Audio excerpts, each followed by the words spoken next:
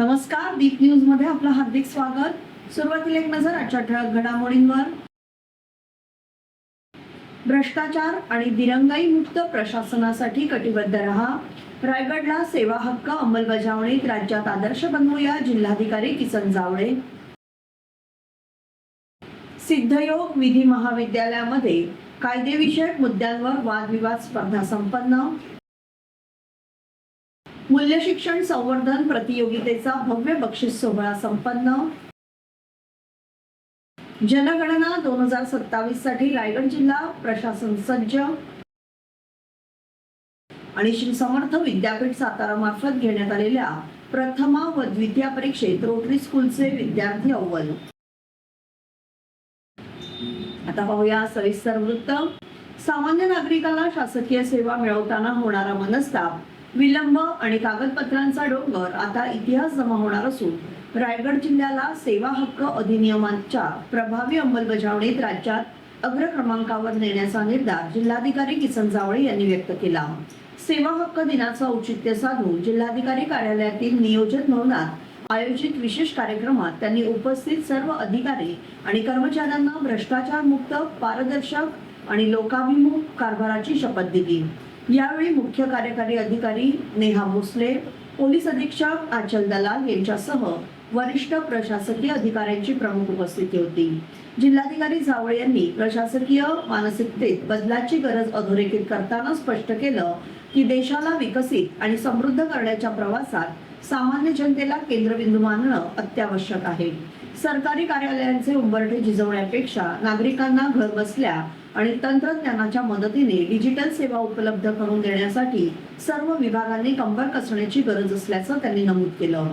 विशेषतः सेतू केंद्रांमध्ये कामासाठी येणाऱ्या जनतेशी सौजन्याने वागून त्यांना विनाकारण तात्काळात न ठेवता अनावश्यक कागदपत्रांची मागणी टाळावी असं त्यांनी निर्देश दिले। ज्या विभागांची कामगिरी सध्या समाधानकारक नाही त्यांनी तातडीने महाराष्ट्र लोकसेवा हक्क अधिनियम 2015 मधील तरतुदींचा सखोल अभ्यास करून आपल्या कार्यपद्धतीत सुधारणा करावी। प्रत्येक विभागाची सेवा वितरणाची टक्केवारी 98च्या पुढे असणं आवश्यक असून कर्तव्यात कसूर करणाऱ्या किंवा सुमार कामगिरी करणाऱ्या विभागांसाठी 5000 रुपयांच्या दंडाची तरतूद असल्याचंही त्यांनी स्पष्ट केलं। मुख्य कार्यकारी अधिकारी नेहा भोसले यांनी देखील प्रशासकीय यंत्रणेला अधिक गतिमान होण्याचं आवाहन केलंय। शासकीय सेवा देताना केवळ औपचारिकता न पाळता त्या सेवा पात्र नागरिकांपर्यंत विहित नमूदित पोहोचवणे ही आपली नैतिक जबाबदारी असल्याचं त्यांनी सांगितलं। आगामी वर्षभरात जिल्ह्याला स्मार्ट आणि लोकाभिमुख सेवांचं मॉडेल बनवण्यासाठी महसूल, पोलीस आणि जिल्हा परिषद यासारख्या सर्व महत्त्वाच्या यंत्रणांनी एकत्रित प्रयत्न करण्याचं आवाहन त्यांनी यावेळी केलं। या कार्यक्रमाला उपजिल्हाधिकारी रवींद्र शेळके, प्रकल्प संचालक प्रियदर्शिनी मोरे, उपविभागीय अधिकारी मुकेश चव्हाण यांच्यासह विविध विभागांचे अधिकारी आणि कर्मचारी मोठ्या संख्येने उपस्थित होते। शनिवार दिनांक 25 एप्रिल 2026 रोजी सिद्धयोग विधी महाविद्यालयामध्ये महाराष्ट्र धर्मांतरण कायदा, फॉरेन डिस्ट्रीब्युशन अमेंडमेंट बिल यासारख्या महत्त्वपूर्ण कायदेविषयक मुद्द्यांवर वादविवाद स्पर्धा उत्साहात पार पडली। या स्पर्धेसाठी महाविद्यालयाच्या 4 माजी बॅचमधील 4 विद्यार्थी परीक्षक म्हणून उपस्थित होते। तसेच ठाणे जिल्ह्याचे विशेष अतिरिक्त सहकारी सरकारी अभियोक्ता ॲडव्होकेट चेतन बारसकर हे प्रमुख परीक्षक आणि विशेष अतिथी म्हणून उपस्थित होते। या निमित्ताने सिद्धयोग विधी कट्टा पुष्प 5वे आयोजनही करण्यात आलं। या उपक्रमांतर्गत कायदा क्षेत्रातील मान्यवर व्यक्तींना आमंत्रित करून विद्यार्थ्यांसोबत संवाद आणि करिअर मार्गदर्शन सत्र आयोजित केलं जातं। ॲडव्होकेट चेतन बारसकर यांनी विद्यार्थ्यांना मार्गदर्शन करताना कायद्याच्या शिक्षणासोबत कौशल्य विकासाचं महत्त्व अधोरेखित केलं। मिश्किल शैलीत त्यांनी म्हटलं, डिग्री तो पा लोगे, ॲडव्होकेसी कहाँ से लाओगे। त्यांनी पुढे सांगितलं की लॉ कॉलेजमधील 3 वर्ष ही कौशल्य विकासाची सुवर्ण संधी असून विद्यार्थ्यांनी विविध स्पर्धांमध्ये सक्रिय सहभाग घ्यावा। इंग्रजी भाषा, कायद्याची भाषा, केस लॉ व बेअर ॲक्टचा अभ्यास तसेच प्रभावी संवाद कौशल्य आणि सभानेटपणा हे गुण कॉलेजमध्येच विकसित करणं आवश्यक आहे। या संदर्भात त्यांनी सिद्धयोग विधी महाविद्यालयात सुरू असलेल्या विविध कौशल्य विकास क्लब्सचा उल्लेख करत या क्लब्समुळे विद्यार्थ्यांना प्रत्यक्ष सराव, व्यक्तिमत्व विकास आणि कोर्टातील तयारी यासाठी मोठी मदत होत असल्याचं सांगितलं. विद्यार्थ्यांनी या क्लब्सचा आवर्जून लाभ घ्यावा असंही त्यांनी नमूद केलं. तसेच त्यांनी विद्यार्थ्यांना सांगितलं की कोर्टाकडे आपण 2 डोळ्यांनी पाहत असतो, परंतु कोर्ट आपल्याकडे 1000 डोळ्यांनी पाहत असतं. त्यामुळे कोर्टातील वर्तन, व्यक्तिमत्व आणि सादरीकरण यांचं विशेष महत्त्व आहे. सरकारी वकील होण्यासाठी आवश्यक असलेल्या परीक्षेबाबतही त्यांनी सविस्तर मार्गदर्शन केलं. कार्यक्रमाला माजी विद्यार्थी ॲडव्होकेट प्रतिज्ञा कांबळी, ॲडव्होकेट भारती शिर्के आणि अविनाश जंगम यांनी महाविद्यालयात पुन्हा येण्याचा आनंद व्यक्त केला. संस्थेची होत असलेली प्रगती कौतुकास्पद असल्याचं सांगितलं. स्पर्धेत प्रथम क्रमांक सौरभ बुटाला आणि अंकिता शुक्ला यांनी पटकावला, तर द्वितीय क्रमांक सुहास वांद्रे आणि प्रियांका काळे यांनी मिळवला. रविवार दिनांक 19 एप्रिल 2026 रोजी आंतरराष्ट्रीय कृष्ण भावना संघ इस्कॉन चिपळूणतर्फे भव्य मूल्य शिक्षण संवर्धन प्रतियोगितेचा भव्य बक्षीस सोहळा श्री स्वामी मंगल हॉल, बहादूर शेख नाका या ठिकाणी संपन्न झाला. यामध्ये रोटरी इंग्लिश मीडियम स्कूल खेडच्या विद्यार्थ्यांनी विविध गटात क्रमांक पटकावून उज्ज्वल यश संपादित केलं.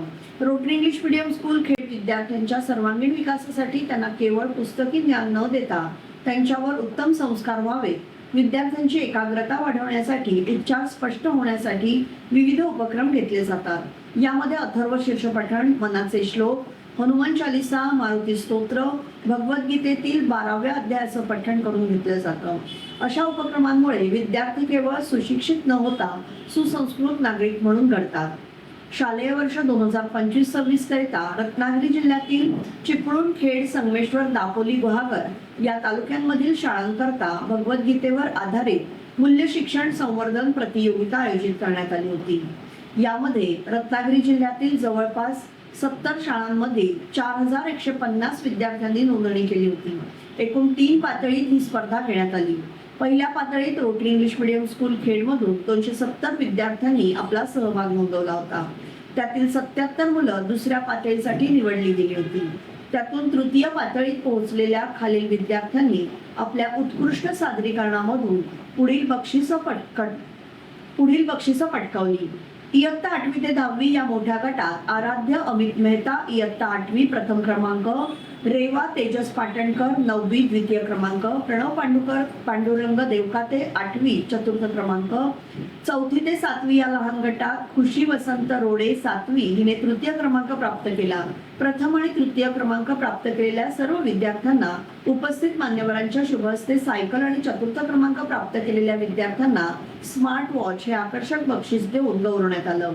संस्थेचे चेअरमन माननीय विपिनदादा पाटणे, सर्व पदाधिकारी, शाळेच्या मुख्याध्यापिका सौमिता पटेल, शिक्षक आणि शिक्षकेतर कर्मचारी यांनी वरील सर्व यशस्वी विद्यार्थ्यांचं अभिनंदन केलं.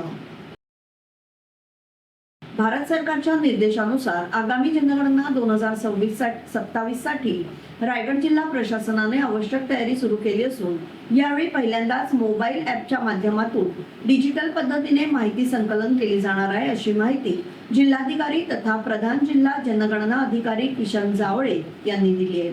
देशाच्या इतिहासातील ही 16वी तर स्वातंत्र्यानंतरची 8वी जनगणना असणार आहे.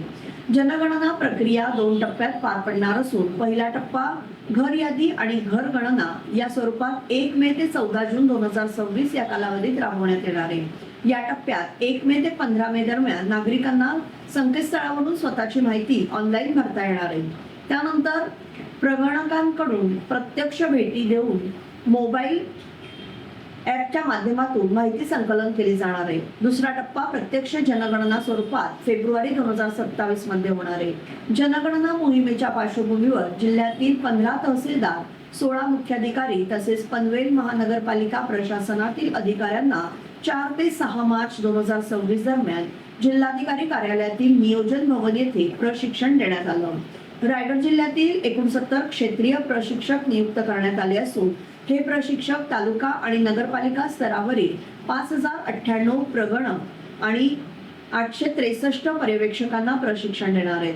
तसेच जिल्ह्याचे मास्टर ट्रेनर प्रकाश सतपाळ, उपविभागीय अधिकारी कर्जत तसेच समन्वय अधिकारी हरीश जाधव यांच्या मार्गदर्शनाखाली एप्रिल महिन्यात प्रशिक्षण सत्रे पार पडली. जनगणनेदरम्यान विचारले जाणारे वय, लिंग, शिक्षण, व्यवसाय आदी माहिती पूर्णपणे गोपनीय ठेवण्यात येणार असून ती केवळ सांख्यिकी व विकास नियोजनासाठीच वापरली जाणार आहे। जनगणना ही देशाच्या सर्वांगीण विकासाचा पाया आहे।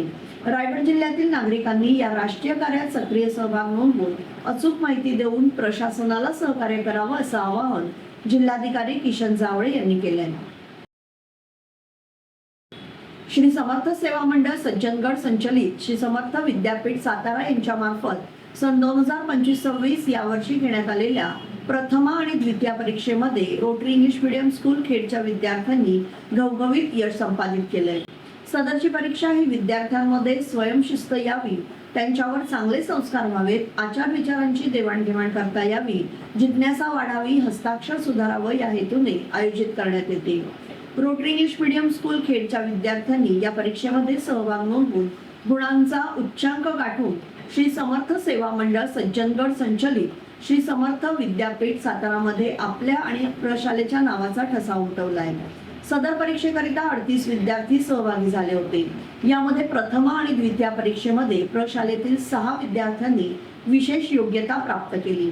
या यशस्वी विद्यार्थ्यांमध्ये प्रथमा श्रेणी परीक्षेमध्ये कार्तिका जितेंद्र घाग 96 गुण, हिने प्रथम क्रमांक प्राप्त करून सुवर्ण पदक, तसेच सार्थक सागर खेडेकर 95 गुण याने द्वितीय क्रमांक प्राप्त करून रौप्य पदक आणि साची धीरज शेठ 90 गुण याने तृतीय क्रमांक प्राप्त करून कांस्य पदक पटकावले। त्याचबरोबर द्वितीय श्रेणी परीक्षेत प्रशिक राजेंद्र तांबे 97 गुण याने प्रथम क्रमांक प्राप्त करून सुवर्ण पदक, रिदान प्रीतम पाटणे 92 गुण याने द्वितीय क्रमांक प्राप्त करून रौप्य पदक आणि आयुष विक्रांत पाटील 91 गुण याने तृतीय क्रमांक प्राप्त करून कांस्य पदक पटकावलं।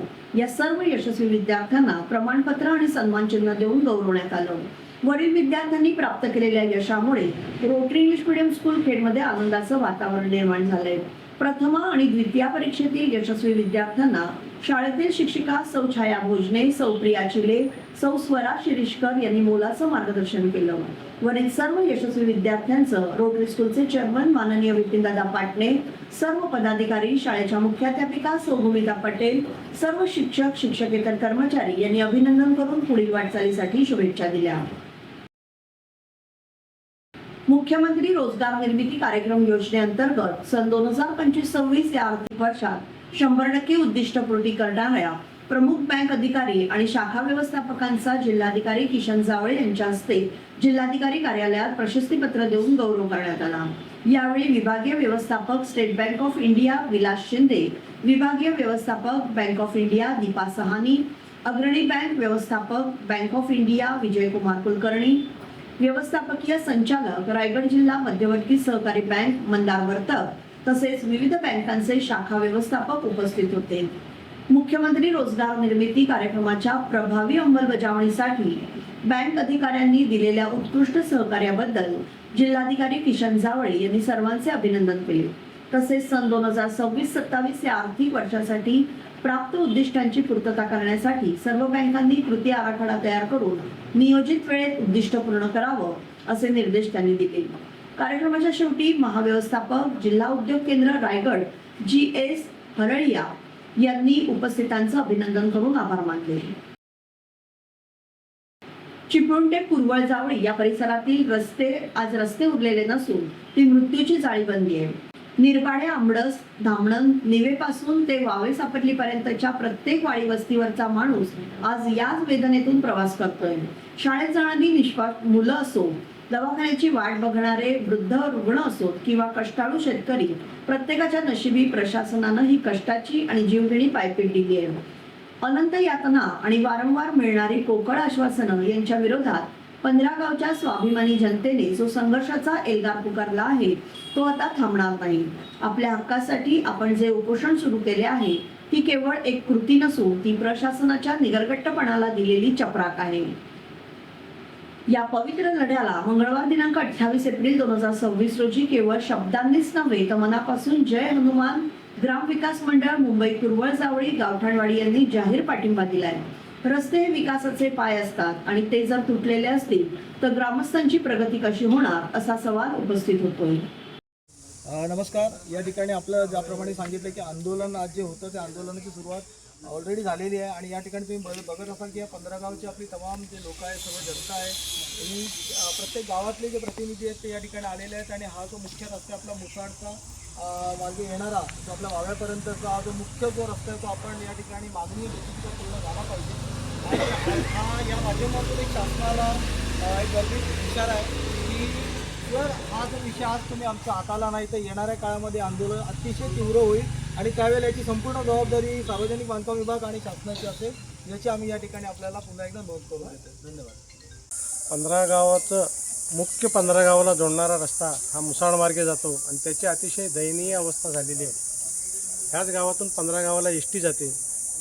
आज वावे हॉस्पिटल इथे जाण्याची व्यवस्था जी आहे ती या एस टीच्या महामार्गातून होते. आज जर एस टीच बंद झाली तसं पत्र आलेलं आहे तर पेशंट जाणार कुठे हा मोठा यक्ष प्रश्न गावकऱ्यांसमोर आहे. त्याचबरोबर कुरवळ जावळी हायस्कूल आहे. कुरवळमधून 3 किलोमीटर आहे, चांदेवाडीतून मुसाडातून 2-2.5 किलोमीटर आहे. जर एस टी बंद झाली तर त्या सगळ्या विद्यार्थ्यांचे सुद्धा हाल होणार आहेत आणि एस टी बंद झाली तर आबालवृद्ध आणि गरिबांचे खऱ्या अर्थाने फार मोठं नुकसान होणार आहे. तर शासनाने याबाबतीत ताबडतोब निर्णय घ्यावा आणि आमच्या एस टी सुरू राहण्यासाठी म्हणून ताबडतोब रस्त्याची दुरावस्था ती सुधारून द्यावी अशी शासनाला विनंती. दिनांक 29 एप्रिल 2026 रोजी रोटरी इंग्लिश मीडियम स्कूल खेडमध्ये इयत्ता 6वी ते 9वीच्या विद्यार्थिनींसाठी मासिक पाळी आणि स्वच्छता जनजागृती मार्गदर्शन शिबिराचं आयोजन करण्यात आलं होतं. किशोरवयीन मुलींमध्ये मासिक पाळीबाबत योग्य समज, आरोग्यदायी सवयी आणि वैयक्तिक स्वच्छतेचं महत्त्व रुजवण्याच्या उद्देशाने या मार्गदर्शन सत्राचं आयोजन करण्यात आलं होतं. सर्वप्रथम उपस्थित प्रमुख मान्यवर डॉक्टर दीप्ती चव्हाण यांचं प्राथमिक विभाग प्रमुख तेजश्री कानडे यांच्या हस्ते पुस्तकरूपी भेट देऊन स्वागत करण्यात आलं. यावेळी डॉक्टर दीप्ती चव्हाण यांनी विद्यार्थिनींना मासिक पाळी ही नैसर्गिक प्रक्रिया असून त्याबाबत कोणतीही लाज किंवा भीती बाळगू नये असं सांगितलं. तसेच योग्य स्वच्छता, पोषण, आरोग्याची काळजी, सॅनिटरी पॅडचा योग्य वापर आणि गैरसमज दूर करण्याबाबत त्यांनी सविस्तर मार्गदर्शन केलं. विद्यार्थिनींनी उत्साहाने सहभाग घेत विविध प्रश्न विचारले व त्यांच्या शंकांचं निरसन करण्यात आलं. या सत्रामुळे विद्यार्थिनींमध्ये आत्मविश्वास वाढण्यास मदत झाली. संपूर्ण कार्यक्रमाचं सूत्रसंचालन मीनाक्षी निवाते यांनी केलं. माध्यमिक समन्वयक सौ देवयानी महाजन यांनी डॉक्टर दीप्ती चव्हाण यांना आभारपत्र देऊन त्यांचे आभार मानले. देशाचे यशस्वी पंतप्रधान माननीय नरेंद्र मोदीजी यांच्या विकसित भारत या दूरदृष्टीपूर्ण संकल्पनेवर महाराष्ट्र राज्याचे मुख्यमंत्री सन्माननीय देवेंद्रजी फडणवीस यांच्या विकसनशील महाराष्ट्र या ध्येयावर महाराष्ट्र प्रदेश अध्यक्ष रवींद्रजी चव्हाण यांच्या कुशल संघटन कौशल्यावर विश्वास ठेवून भाजपा नेते तथा माजी नगराध्यक्ष ॲडव्होकेट वैभवजी खेडेकर यांच्या उपस्थितीमध्ये खेडमधील नामांकित डॉक्टर सतीश कदम, दत्ताराम चौगले यांनी भाजपमध्ये प्रवेश केला. वळणे गवलेवाडी येथे आयोजित हरिनाम सप्ताह आणि श्री सत्यनारायण महापूजेच्या कार्यक्रमास उपस्थित राहून माननीय नामदार योगेशदादा कदम यांनी मनोभावे दर्शन घेतलं. भक्तिमय वातावरण संपन्न होत असलेल्या या पवित्र सोहळ्यामुळे गावात आध्यात्मिक ऊर्जा आणि एकात्मतेची भावना अधिक दृढ झाल्याचं सांगून त्यांनी या मंगलमय प्रसंगी ग्रामस्थांशी संवाद साधत सर्वांना या हरिनाम सप्ताहाच्या शुभेच्छा दिल्या. यावेळी त्यांच्यासह माजी समाज कल्याण सभापती भगवानजी गाडगे, शिवसेना दापोली विधानसभा क्षेत्रप्रमुख किशोरभाई देसाई, महिला उपजिल्हा संघटिका सौ रोहिणीताई दळवी, जिल्हा परिषद सदस्य सौ साधनाताई महाजन, जिल्हा परिषद सदस्य सौ मीनाक्षीताई शेडगे, नगराध्यक्षा सौ कृपाताई घा, नगरसेविका प्रीतीताई शिर्के, स्वरूप महाजन, सरपंच बळी केंबळे, उपसरपंच दिलीप घाणेकर, विनय शेडगे, महेश खोसरे तसेच गोवलेवाडी ग्रामस्थ मंडळाचे पदाधिकारी आणि सर्व सदस्य मोठ्या संख्येने उपस्थित होते. कोकणातील खेड तालुक्यातील किंजळे गावची सुकन्या मीरा रमण ढेबे हिने महाराष्ट्र राज्य नृत्य संस्कृती नागपूर या डान्स स्पर्धेमध्ये 2रा क्रमांक मिळवल्याबद्दल कोकण धनगर समाजोन्नती मंडळ मुंबई यांच्या माध्यमातून तिचं अभिनंदन करून पुढील वाटचालीसाठी शुभेच्छा देण्यात आल्या. यावेळी मंडळाचे कार्याध्यक्ष रत्नागिरी जिल्हा प्रमुख रामचंद्र आखाडे, मंडळाचे वधूवर सूचक अध्यक्ष विठ्ठल शिंदे तसेच संचालक नितीन टोकारे आणि समीर आखाडे उपस्थित होते. याबरोबरच हे बातमीपत्र संपलं. धन्यवाद.